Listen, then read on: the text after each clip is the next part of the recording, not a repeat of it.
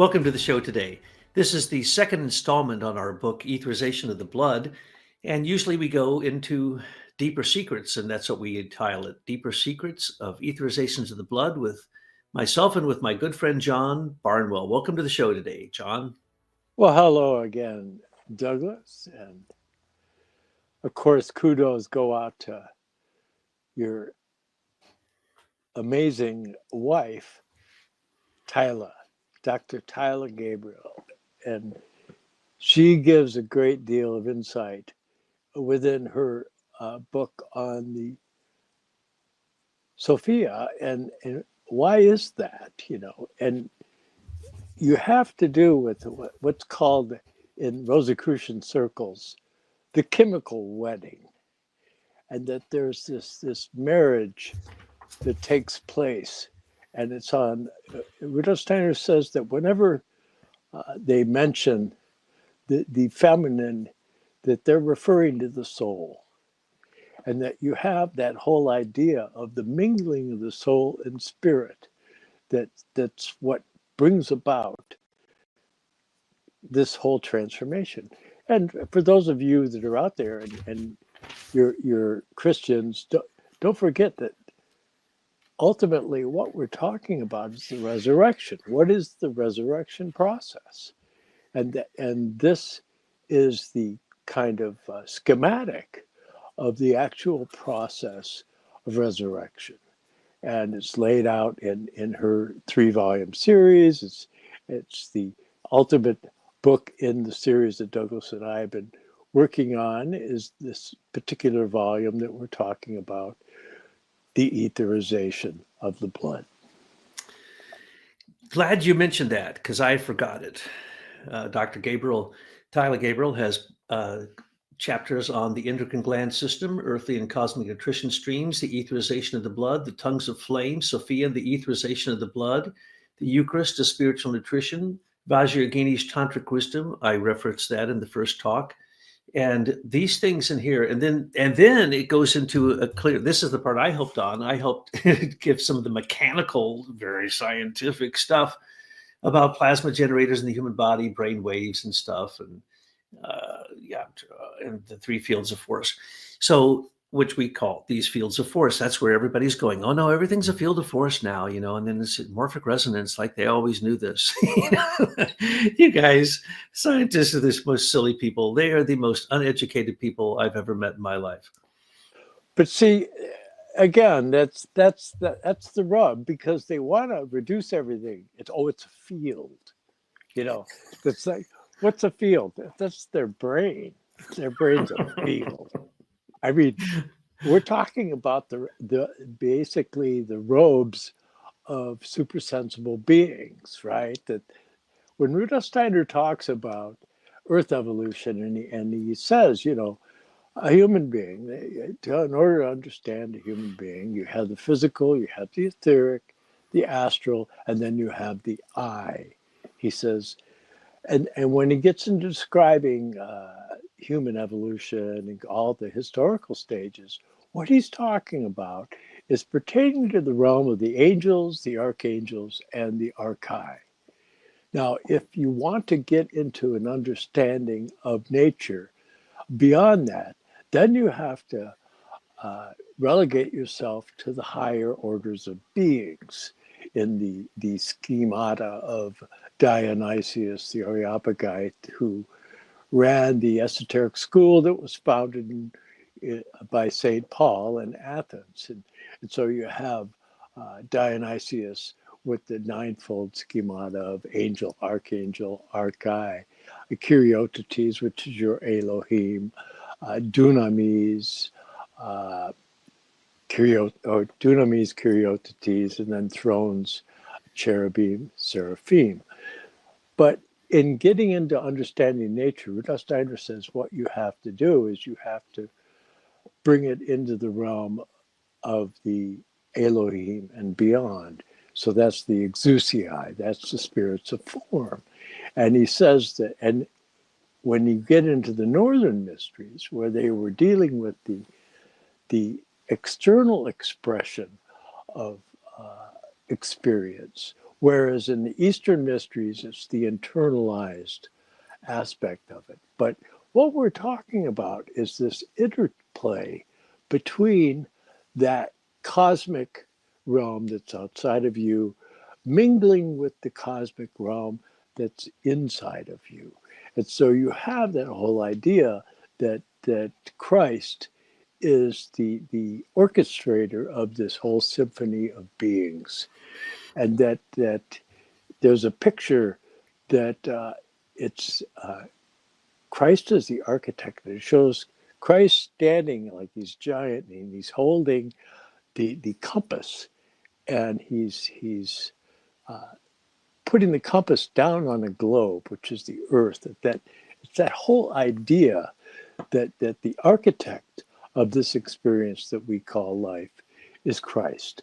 And if you go back to ancient India, they have the concept of Vishvakarma.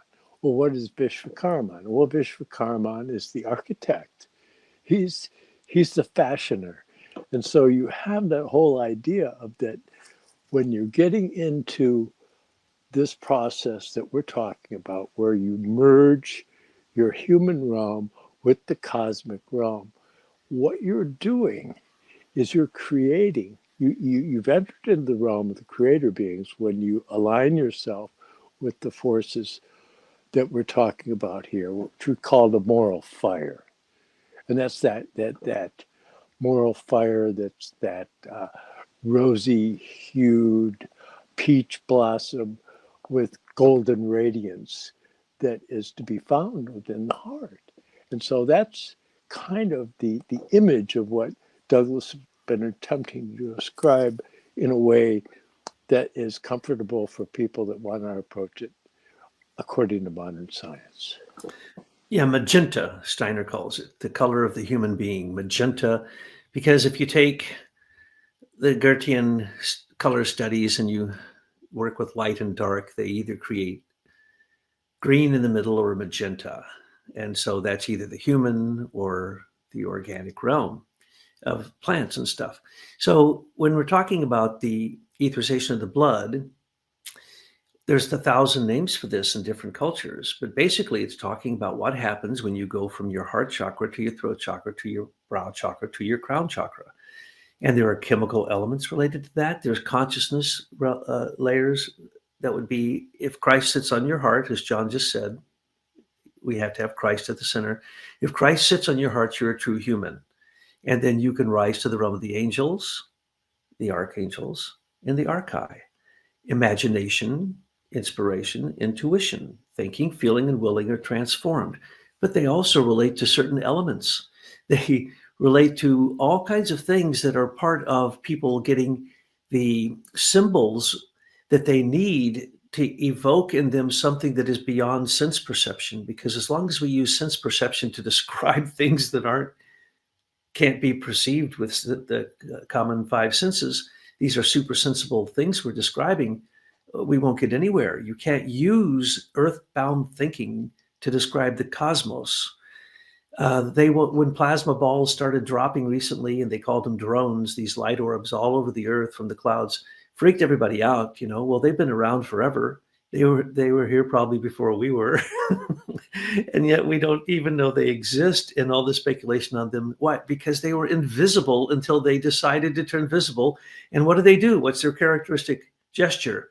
They defy space and time, consciousness, and they can blink on and off, and they can go faster than anything. No jet can catch them. And it's like they're playing with us. Who are these? Are these beings? What are these?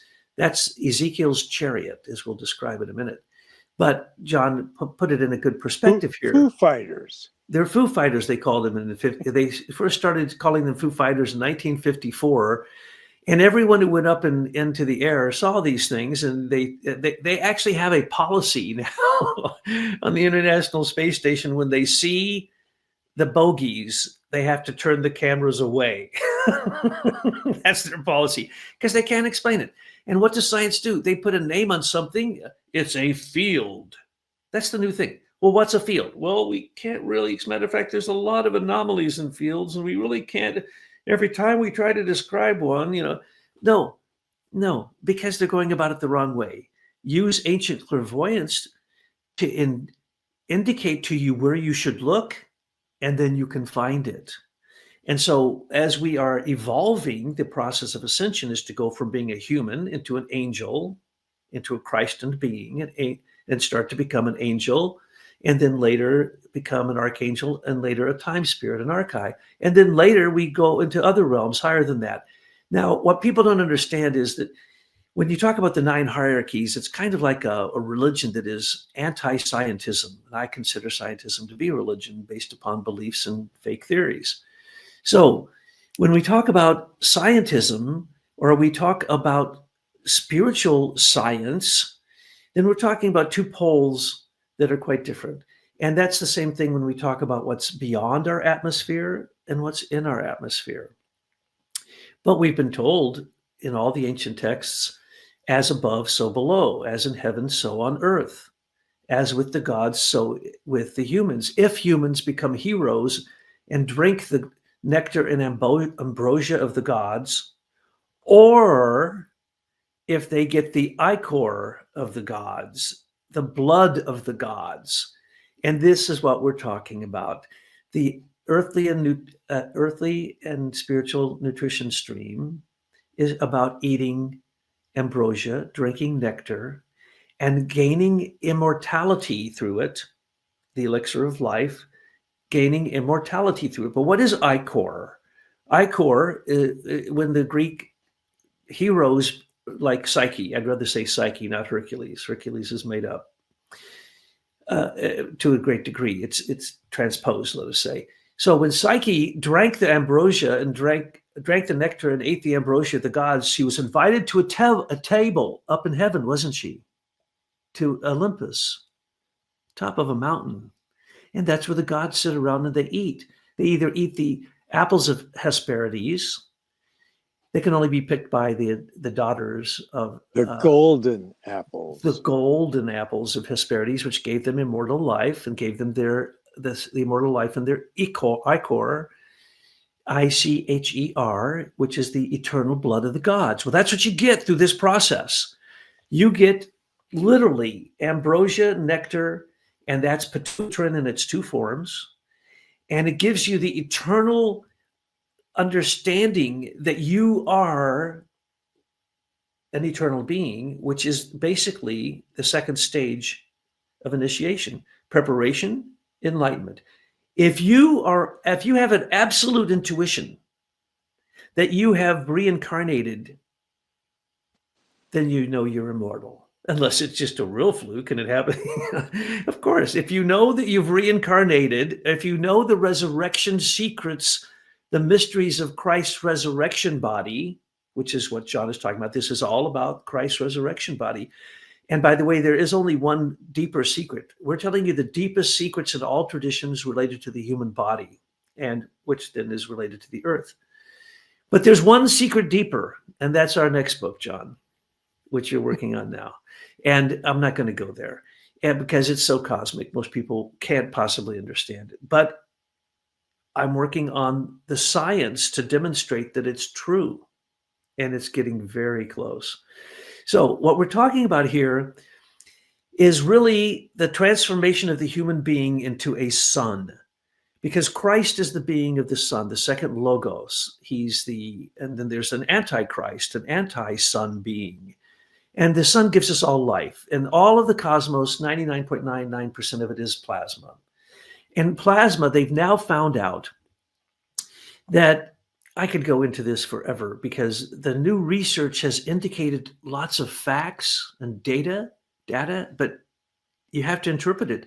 So I went back to Etheric Formative Forces by Gunther Foxsmith, where a lot of the stuff that I talk about is derived from, but then I connected to the modern stuff too, because they give you a lot of information to substantiate what the ancients knew and Steiner gave to us in a new form. And that's what John and I and Tyler are doing. We're giving you, in all these 30, 40 books that we're doing, a new doorway into anthroposophy. And what is that? And no matter what anybody says in anthroposophy, if they tell you anything otherwise than what I'm telling you right now, they're wrong. Anthroposophy is a new Christian cosmology that incorporates the 9 hierarchies and the ethers and the Trinity and all aspects of that reflected in the human being. Now, that's what I mean when I say if Christ doesn't sit on your heart, the throne of your heart. If Christ is not in your heart, if selflessness is not in your heart, once you grow old enough that you can be selfless, once selflessness sits on the throne of your heart, you can start to look at things in a new way. Once you've studied the content of spiritual science or whatever spiritual path you want, or even science, it'll lead you back to the same thing. I know this because I was born clairvoyant. I could hear it, I could see it, I could taste it, touch it, feel it, supersensibly experience it. I can experience whether a plasma ball, a ball of lightning, is a being or not. And that's where science is stuck. Are ethers beings? Are they fields? Are they forces? Are they ions? Is it the polarity between positive and negative ions that created the whole thing? God, so they break all this stuff down, but it won't make any sense in its pieces. But if you put it together, it makes perfect sense. I want to go back to what I said in the first talk. One of the images for what we're talking about now, the etherization of the blood, or the earthly and spiritual nutrition, is the image of Christ's sacred heart. And I mentioned that, what is it? It's a heart on fire. Well, that's plasma. And what's below it? Blood dripping onto the earth, showing it's hardening, hardened blood. And then there's the heart, and it's on fire. And what's around it? It's a helical field that looks exactly like DNA, and it's wrapped around the Sacred Heart of Jesus. And it's supposed to be the throne, but the crown of thrones, but the crown of thrones is on the heart. Crown and of there's thorns. crown of thorns. What did I say? Yeah. Yeah. Crown of thrones. No, thorns. Not the movie, not the series. So this crown of thorns that's supposed to be on the head isn't there. Where is it? It's on the heart, and it's squeezing the heart. And then there's always either a sword of Michael or the spear of Longinus piercing the heart, because even though they say it, the spear of Longinus pierced the other side of the body. No, I've always said it pierced the heart because of my meditation on the Sacred Heart of Jesus. This is a whole practice for the Catholic Church, probably the most sacred one for Jesus and Mary. And then around that is above that is a flame, inside, and inside of that is a vessel, and inside of that is a cross. But on top, I forgot to mention, and these are all the physical, etheric, astral, and ego bodies of the human being going through transformation in the heart, the etheric heart. But we're going to get to that in a minute. On top, I forgot to mention, on top of the crown, what is there? Top of the cross, which are the 4 elements I talked about, which we can talk about again, which are literally carbon, oxygen, nitrogen, hydrogen, and phosphorus, the cross of the elements. And then on top of that is a crown. Now, why did I think that was a horrible thing for me to forget? What is a crown? A crown is a halo. Look back to the ancient halos. They didn't go like this, sitting on top of the head as this, what do you call it, just like a disc. No, they were like this. They started here, they went up here, and then they illuminated, right? And where did the tongues of flame come? On top of the head, not into the head, on top of the head. So what is that an image of? That's the image of the halo, but it's also the image, if we talk about the earth, of the aurora borealis. So what is happening in the etherization of the blood can literally be connected to exactly what's happening on the earth with the earth's ethers, but we can explain it in science terms or ether terms. But the reason that in this book, Etherization of the book, there's an entire section teaching you the entire content of this book right here, which, by the way, I know some people who are brave enough to read this book, The Eternal Ethers, A Theory of Everything, but it will change the way you look at everything. And so it's a scary book. And in here, I go into fantastic detail about the ethers. But I put a synthesis of that, a summary, an overview of that into Etherization of the Blood, and also explain the akashic records. or the Akasha ether. And in the previous talk, I held up this book to say that right now, this guy, Ervin Laszlo, the top scientific consultant for the world, even though I don't like his politics, and he only explains one of the ethers, the Akashic ether, but he says there's an ether field, an A field. And this field basically creates what all the ethers, but Einstein said there was a luminiferous ether. And he said that's an a priori assumption.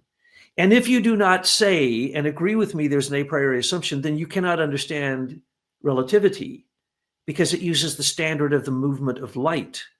Because there's the question, what is the first mover? And so what is the first mover? The first mover is the container that was moved in, and that's the Akasha. It can't be understood with the human mind. Okay, it was called Vak in ancient Hindu. It was called the Logos in Christianity. It's called many things, but basically it's a lost word. It's a silent word. It's a spoken word of the divine that never made any noise. But as it echoed, it created all of manifestation. So you can call that, as John pointed out, from Tyler's books on the Gospel of Sophia, that is literally directly connecting to that through a process of initiation. And it's fantastic, because what we're talking about is a process of initiation. If you were an initiate and you read any of this, or you looked at any of the things that we're talking about here in this book, or in these two talks here, or other talks that we have done, that I have done specifically, that's initiation. Is this knowledge supposed to be given out? Some say Steiner was killed because he gave out the secret of the fifth chamber of the heart. Do I believe that? What's mean these days? MEH. I'll do one of those. Don't know. I don't know that. But I do know that we told you what the fifth chamber was, and I just mentioned what the sixth and seventh chamber are. And they're directly connected with the etherization of the blood, because they are sensing their ears. Why do they call them oracles? Because they're on the atrium of the heart, the two atriums of the heart. But they can expand like a wing, literally just like that. They look just like this. They expand just like this. Or they can close down. Oh, every cardiologist I've talked to said, no, they don't do anything. Why is it that the most important things are blind? They blind people who are looking at them. People can't see these things. But once you know this and you go, wait a second, what Steiner's talking about with the etherization of the blood is what happens in the magnetic field of the earth and the atmospheres of the earth, and in the creation of oxygen, in the creation, yeah, if I get started on this, I'm going to go crazy, but just the creation of oxygen, the creation of water, okay? Air and water. And by the way, oxides are all the rocks we stand on too. So when you say oxygen, you're talking about everything practically in the atomic world. And remember, down here, there are something that looks like an atom. Out beyond our atmosphere, there ain't none of that unless you find solid substances. Now, the solid substances from the moon or from Mars are quite different. And so when we're talking about some meteorites, that's different. But when you get into atomic substances, you're talking about a downgrading of cosmic substances into earthly ethers. And then when you're talking about etherization of the blood, you're talking about going into your heart consciously, warming up your thinking, taking the forces of Kundalini, your spine and all your chakras, aligning your chakras, getting all of them spinning all at once, go up, you send all this energy to the brain, it sends it to the pituitary, sends it down, and starts a permanent cycle that goes from the heart to the brain, to the pineal gland. And what is going to happen? Well, not only you're going to rise into imagination and have moral imaginations, moral inspirations, moral intuitions, but as you do, you literally take on characteristics from the realms of angels, archangels, and archai, and your heart. Now, when you're in utero, your heart wasn't there, but the blood still flowed. Well, how'd that happen if the heart's a pump? Okay, end of conversation. The heart's not a pump. The heart is a sense organ, sensing what the blood is bringing back, sensing what the nerves through the vagus nerve are bringing back, sensing the salts, sensing the nature of plasma in the blood. Now, plasma in the blood is not the kind of plasma I'm talking about. I don't know how to distinguish that. Cosmic plasma, we'll call it. Plasma down here, they'll say that's in protoplasm, that's in the plasma in the blood, that's in this and that. No. Now, they've brought some of this cosmic plasma down, but they've made it mostly into medical treatments and weapons. But anyway, what we're changing is the etheric heart, because when you're born, you get a heart from your parents. By the time you turn to 7, it turns into your heart. And from 7 to 14, based upon your education and your environment, you change that into a replica of the whole universe. And it literally is a whole universe. It's got all the stars in it. It's got everything in it.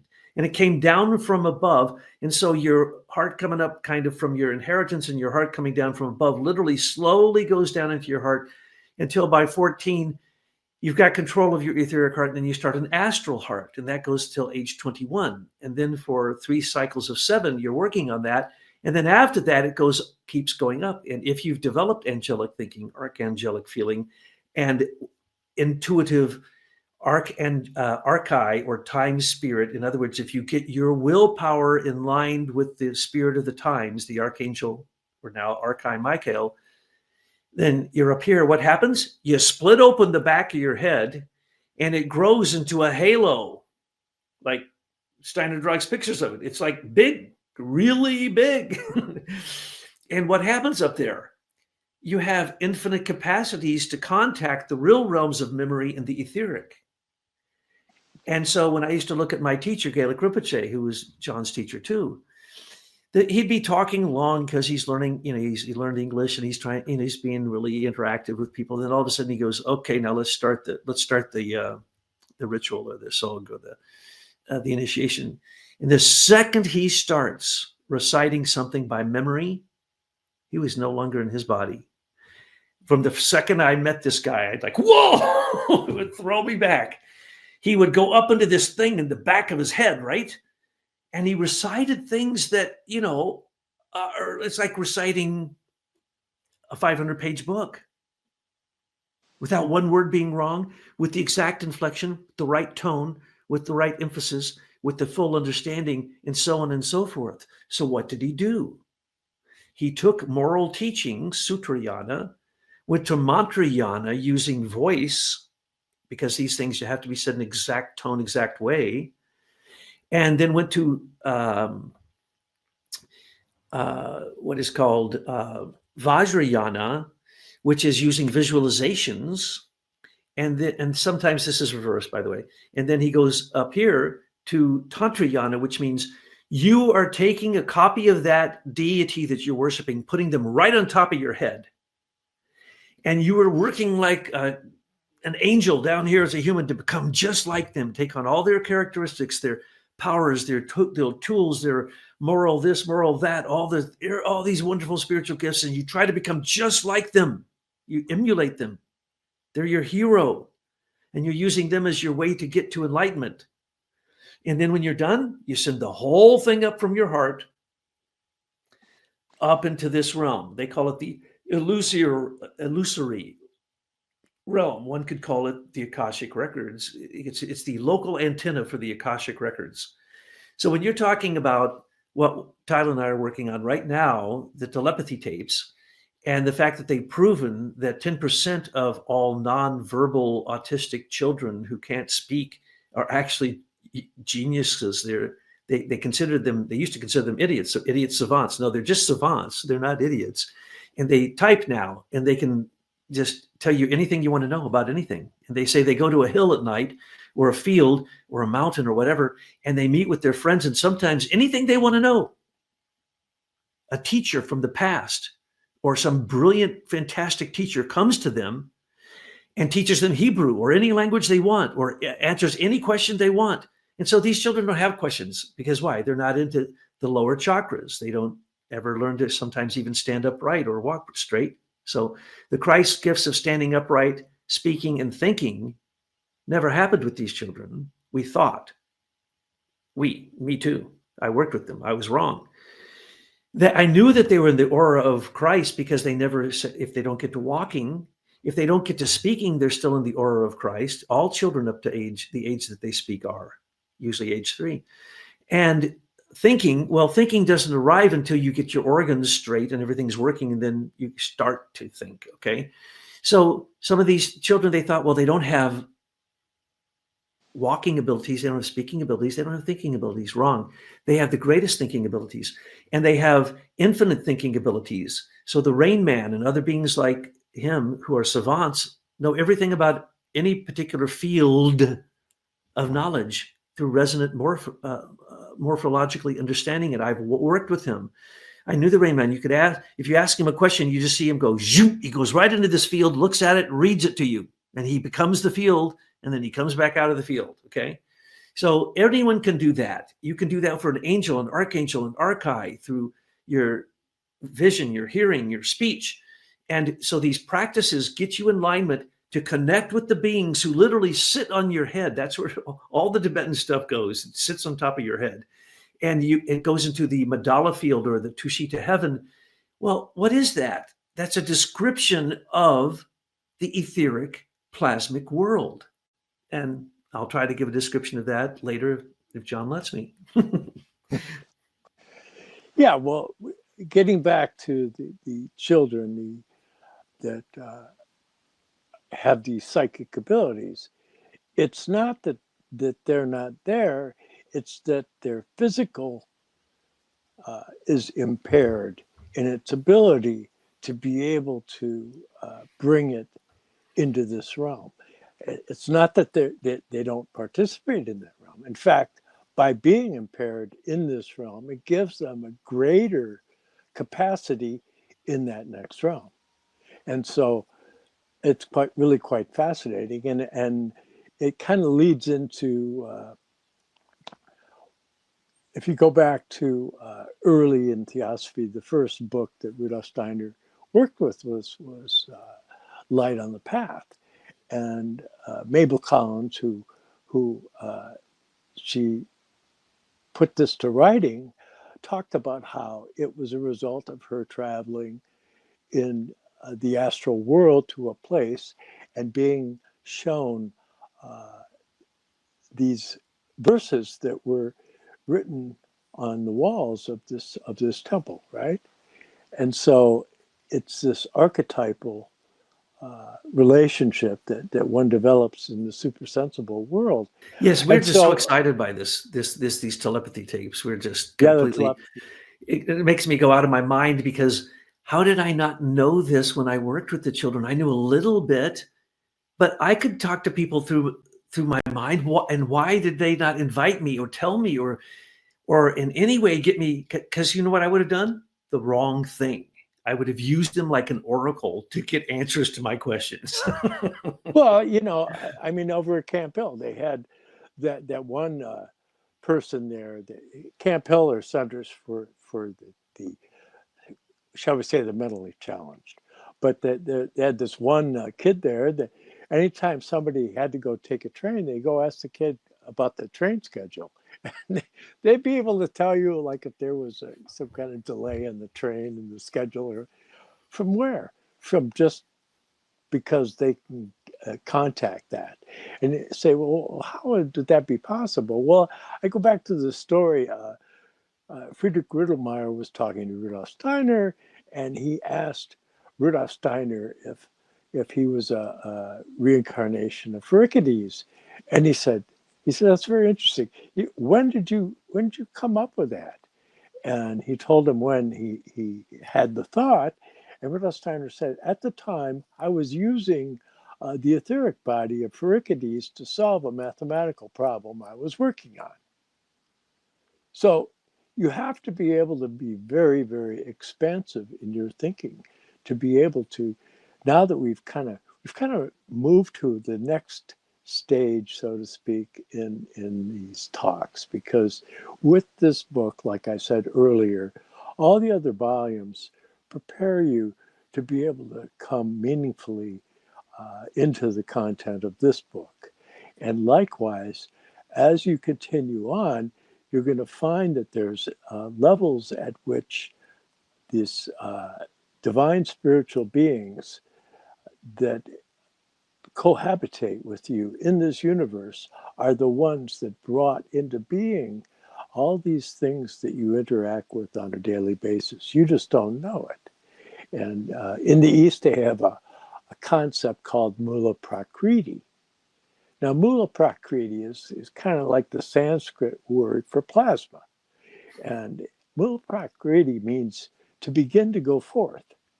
So it's that which is existing just across the threshold of the material world. And so scientists, they go, well, it's not material, but we're studying it, but and they keep trying to turn it into a field, like what Douglas is saying. And they don't realize that it's actually beings. That's the exact point. So we can, through this process we're talking about, and I'll describe the elemental aspects of it now, start from the heart and go up, like I was just saying, you do in all these meditations and all the different spiritual paths, until you're up in a realm above here. So above this, many people say there are 3 chakras. And some would say that's where the spirit, self, life, spirit, man, and the human being actually exist in its potential from the future coming to us. And so every time we put, and that's the same thing that the Tibetans say, you put in the illusory realm so that it can be there for everyone's access and you can access it in the future. They actually literally said that. So what is happening here with the earth? Okay, let's explain the human being.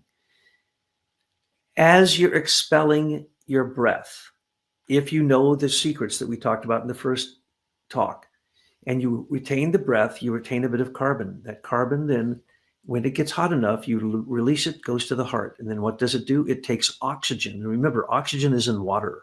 Oxygen is in the air. It's not just the air, it's in all the rocks. I mean, every oxide is a rock.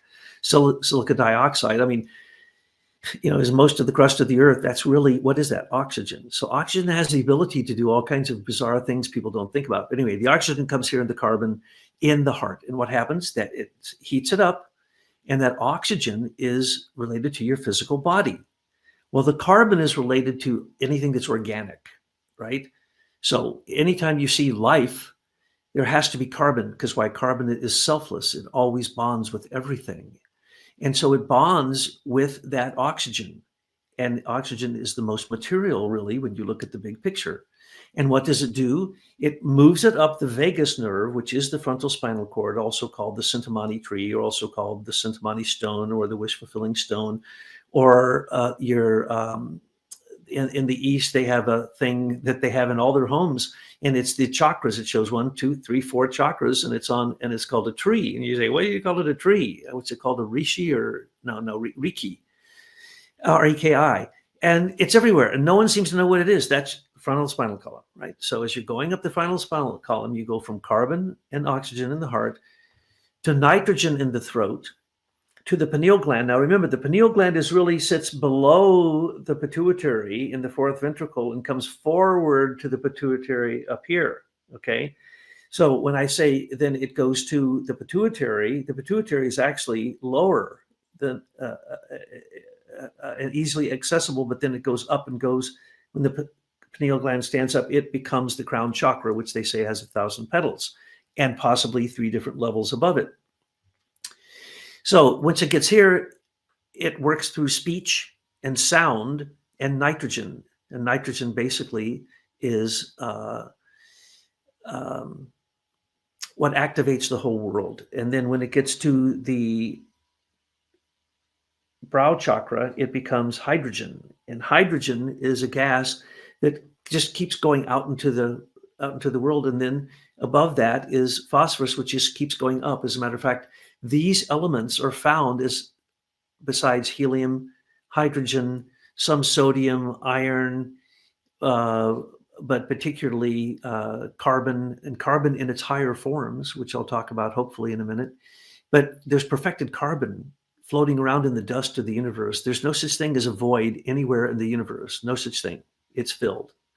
It's filled with not only what they call akashic field energy, holding it as the space and the vessel, but it's filled with so much dust and so much invisible electricity, you can't believe it. Every single star has a filament of plasma that goes out to other stars. And every star is connected, if it's completely formed, with other stars. And every galaxy is connected to every other galaxy through these what are called ion jets or relativistic jets, and they turn invisible after a certain point, and they have more energy than all the stars in that galaxy.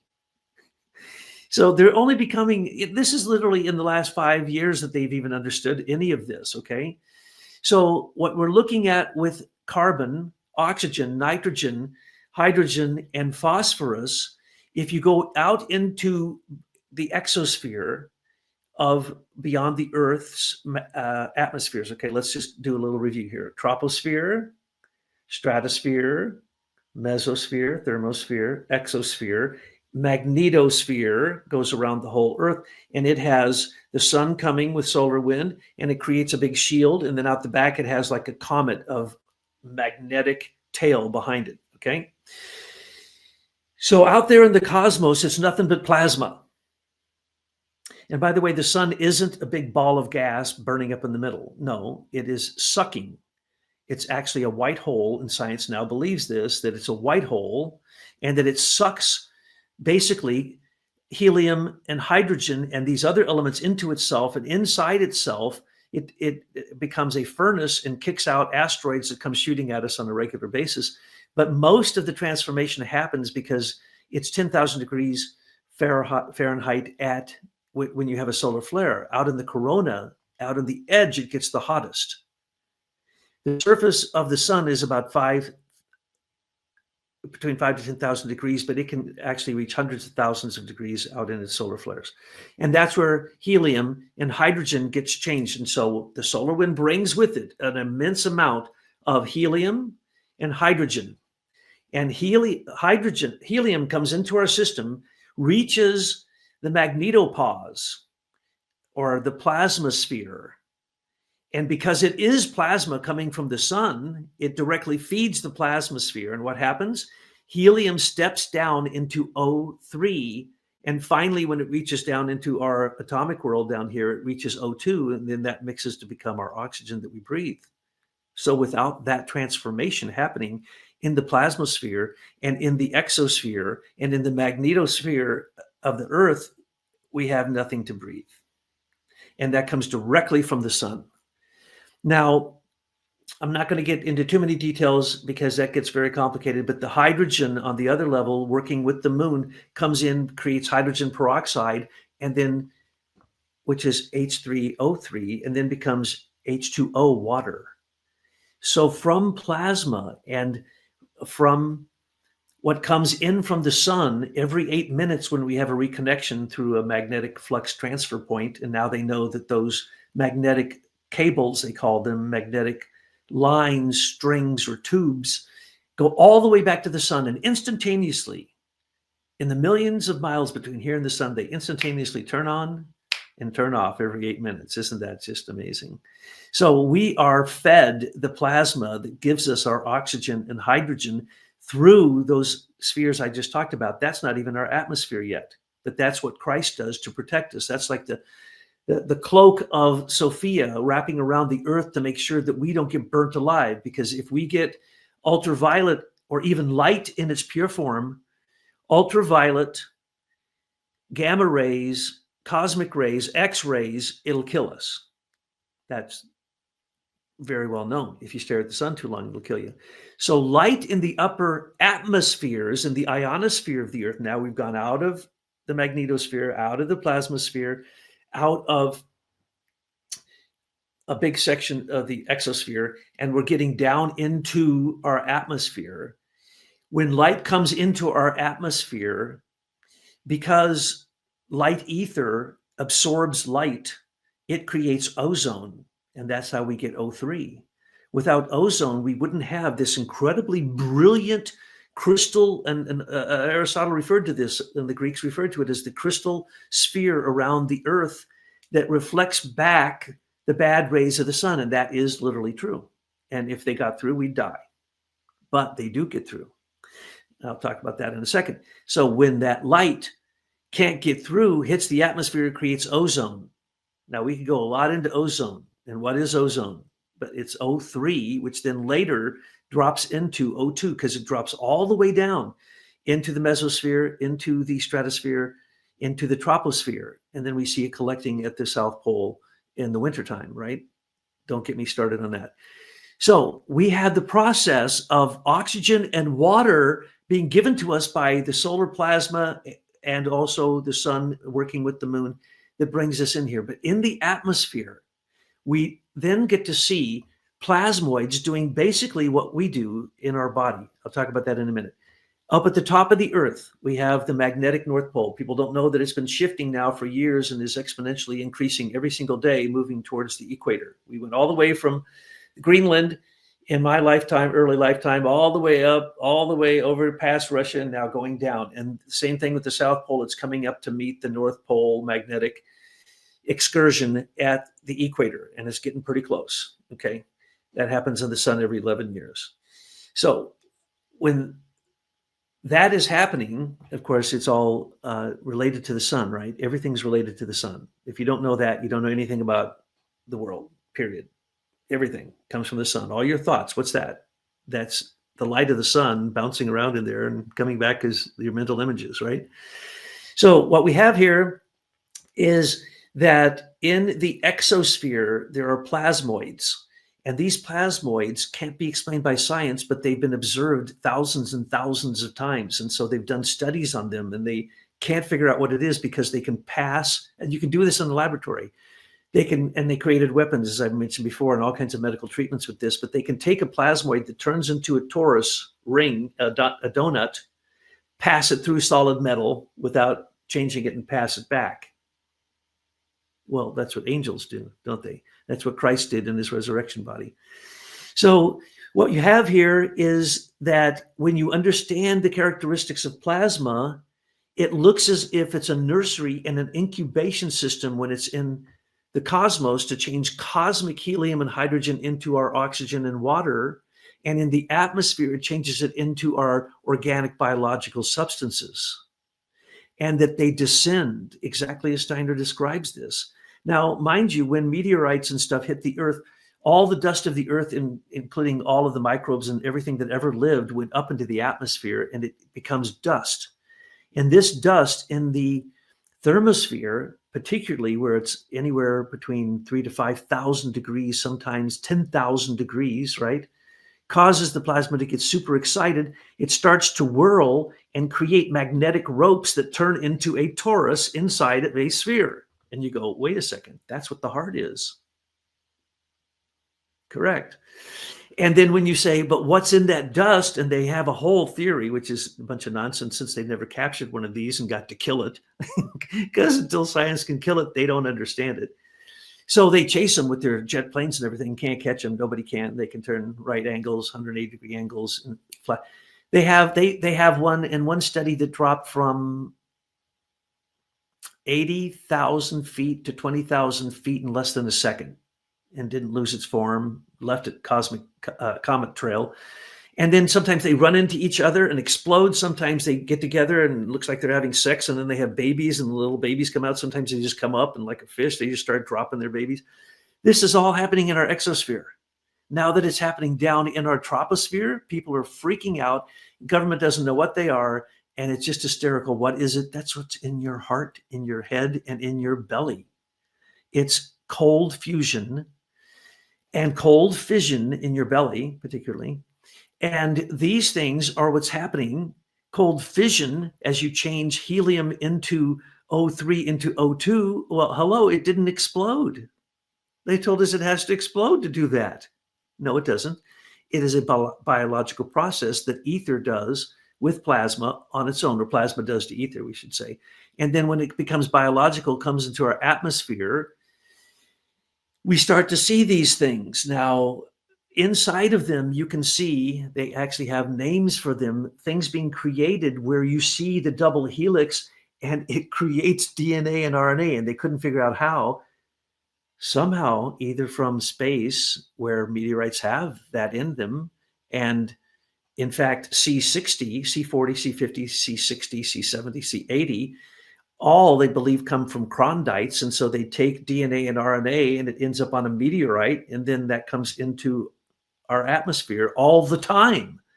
We get 100,000 meteorites a year in our atmosphere impregnating it in this nursery of biology that is happening in our human body that we can't understand. And if we did, I'm sure they'd turn it into a weapon immediately. Oh, that's right. They already have. They have plasma weapons, plasma bombs, plasma bullets, plasma everything. So once we understand this, then you can see that up when you see the aurora borealis, what is that? That's the aura of the earth.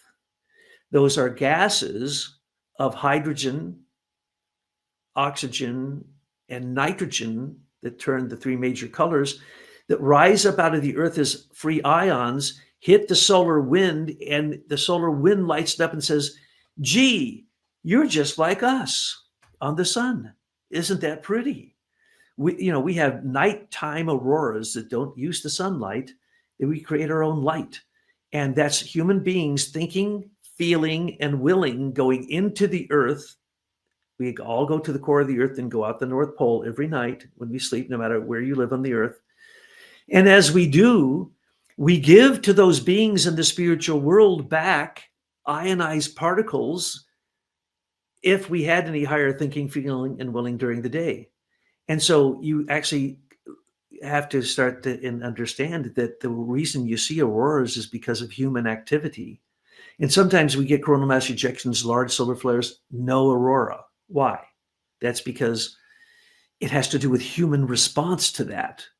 So you're seeing the halo, literally in the case of this, of the globe, it looks just like that, like some of the depictions of halos. Or sometimes if you know that the other sheets that you can't see, they come out like this, like a big crown, and they rush in at what's called the auroral electrojet. And in between the plasmasphere and the exosphere, we get to see impregnation of these higher elements into our atmosphere.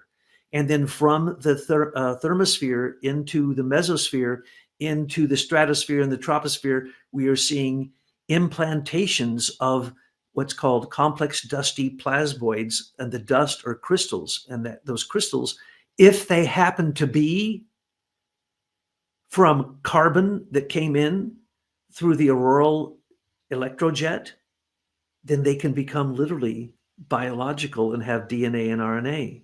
And this has been proven. So what we're seeing here is the invisible is becoming more visible to us. And when you see lightning, you're seeing the cherubim, the eighth highest in the rank of the nine. Your lightning is the cherubim of harmony, the beings of harmony coming and balancing our weather patterns. So if you never felt awe, wonder, and reverence when you saw lightning, then you probably won't get what I'm talking about. But if you did, and then when the thunder came, that made you even happier. Like I go out and I love that stuff. I climb on top of the roof and try to I have been on top of the pyramid, the Great Pyramid and the Mexican Pyramid, Teotihuacan, yelling at an electric storm when everyone else had to get off, and I'm yelling, take me, take me. And I've seen ball lightning right in front of me, try to jump in it. Real stupid, huh? But anyway, I always knew that this was Ezekiel's chariot that could take me to heaven, like Enoch or Melchizedek or any of the others who translated into heaven. Christ went up into a cloud, in a luminous cloud.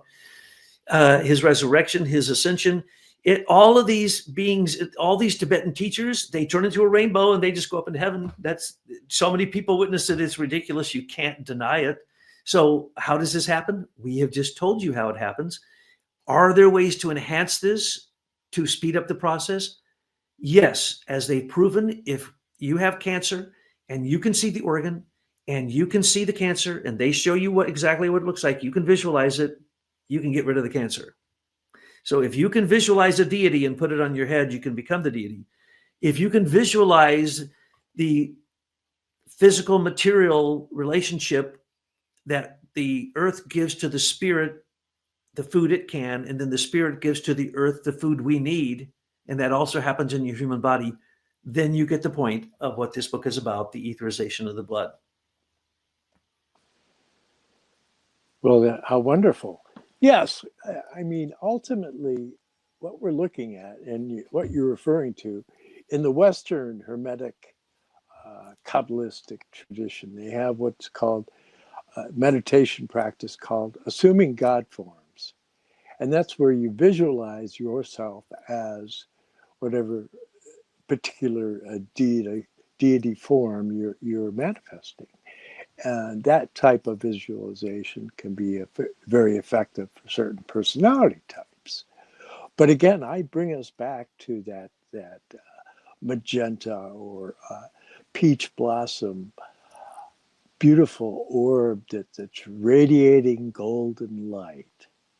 And if you could hold that in your mind, then what you're doing is you're creating a rainbow bridge.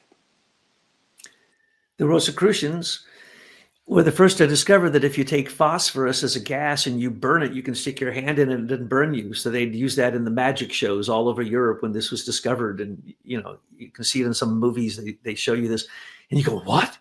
That can't be. Yes, phosphorus is a cold flame. So phosphorus in our atmosphere, when light from the sun directly hits it before going through our atmosphere, becomes a cold, invisible flame. What are human beings? A little bit warm, invisible flames. Well, the key is that you have, again, this is threefold. So you have your wisdom, beauty, and strength. And wisdom by itself is cold. So what we have to do is we have to be able to bring warmth to our wisdom.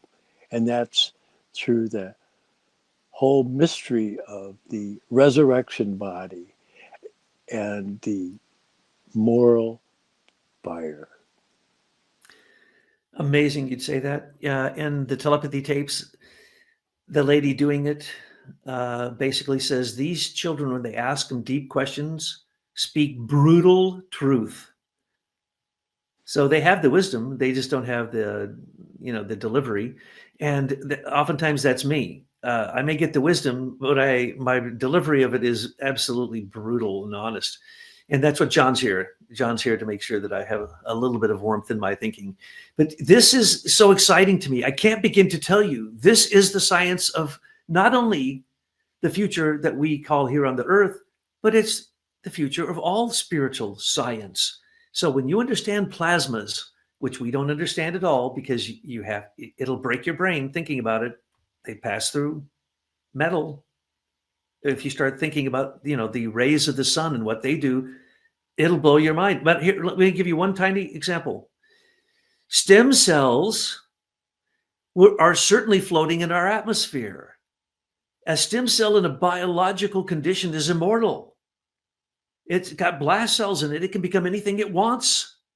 So if you get one stem cell in a plasmoid and it's incubating something, what do you got? I don't know. but thinking about these things are like enough to blow your little physical brain into pieces.